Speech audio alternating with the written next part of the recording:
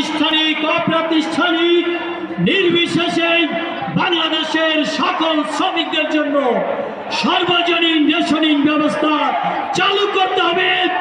বাংলাদেশে যে লুটেরা পুঁজিপতিদের বাজার সিন্ডিকেট তা ভেঙে জনগণের খাদ্য নিরাপত্তা নিশ্চিত করার জন্য সকল হাটে বাজারে পাড়ায় মহল্লায় কারখানার সামনে ন্যায্য মূল্যের দোকান রেশন শপের পাশাপাশি চালু করতে হবে। আমাদের আজকের দাবি, আমরা দীর্ঘদিন যাবৎ শ্রম আইন প্রণয়নের নামে প্রহসন দেখছি।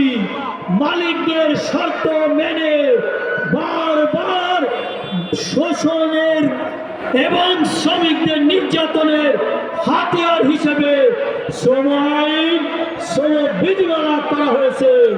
সেটি পরিবর্তন করে আন্তর্জাতিক মানবাধিকার ঘোষণা, বাংলাদেশের সংবিধান এবং আইএলও কনভেনশন অনুসারে অবাধ ট্রেড ইউনিয়ন অধিকার নিশ্চিত সহ শ্রম আইন সংশোধন এবং কার্যকর করতে হবে। আমাদের মাঝে বাংলাদেশের নির্মাণ সেক্টরের সর্ববৃহৎ সংগঠন ইমারত নির্মাণ শ্রমিক ইউনিয়ন ইনসাফের একটি মিছিল এসেছেন। ইনসাফের সাধারণ সম্পাদক আব্দুর রাজ্জাক সহ কেন্দ্রীয় নেতৃবৃন্দ এবং ভাই বোনদের আমরা বাংলাদেশ ট্রেড ইউনিয়ন কেন্দ্রের পক্ষ থেকে ধন্যবাদ জানাচ্ছি।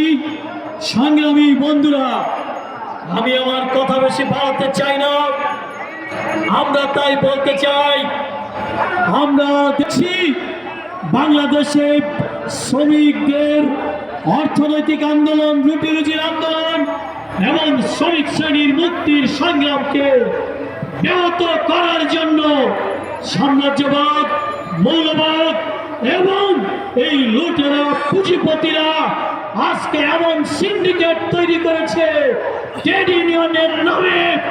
আজকে শ্রমিক নির্যাতনের সিন্ডিকেট, সুবিধাবাদ এবং মালিকরা উৎপাদনের নৈরাজ্য সৃষ্টি করে তার দায় আমাদের শ্রমিকদের উপর চাপাতে চায়। সেই রাজনীতি আমাদের বুঝতে হবে। আমরা দেখছি মুক্তিযুদ্ধের সবচেয়ে অবদান রেখেছেন আমাদের শ্রমজীবী মানুষ। গত বছরের লড়াই বলি, স্বৈরাচারের প্রতি লড়াই বলি, যখনই শ্রমিকরা লড়াই নেমেছে